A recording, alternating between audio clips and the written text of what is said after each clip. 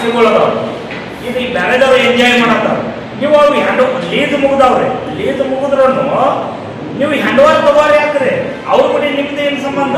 ಮತ್ತು ನಾವು ಡೈರೆಕ್ಷನ್ ಕೊಟ್ಟು ನಮ್ಮ ಆಸ್ತಿಗಳ ಮೇಲೆ ಯಾರು ಏನಾರು ಮಾಡ್ತಾರೆ ಅಲ್ಲಿ KV ಕಟ್ ಮಾಡ್ರಿ, ನೀರಿನ ಕಟ್ ಮಾಡ್ರಿ. ಅವ್ರ ಆಸ್ತಿ ಅಲ್ಲ, ಅದು ನಮ್ಮ ಆಸ್ತಿ. ಅವು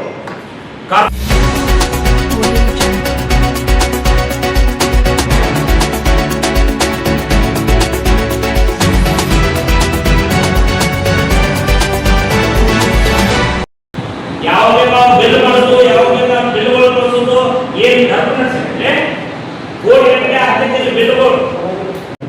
ರೆವೆನ್ಯೂ ಜನರೇಟ್ ಆಗಲಿ ಆ ಉದ್ದೇಶಪೂರ್ವಕ ನಾವು ಹೇಳಿದ್ವಿ, ಅದು ರೂಲಿಂಗ್ ಕೊಟ್ಟಿದ್ದು.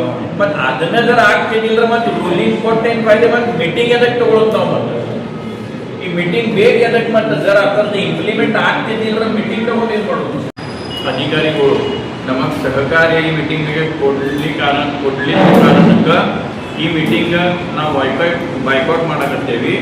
ಮತ್ತು ಇದ್ರ ಬಗ್ಗೆ ನಾವು RC ಮತ್ತು UD ಮತ್ತು DMA ಅವ್ರಿಗೆ ಇದ್ರ ಬಗ್ಗೆ ಮಾಹಿತಿ ಕೊಟ್ಟು ಇದ್ರ ಮ್ಯಾಗ ಏನು ಆ್ಯಕ್ಷನ್ ತೊಗೊಳಕ್ಕೆ ಬರ್ತೈತಿ ಅದು ಕಾನೂನುಬದ್ಧವಾಗಿ ಆ್ಯಕ್ಷನ್ ತೊಗೊಳ್ಳೋದು ಅವ್ರಿಗೆ ನಾವು ವಿನಂತಿ ಮಾಡ್ಕೋತೀವಿ.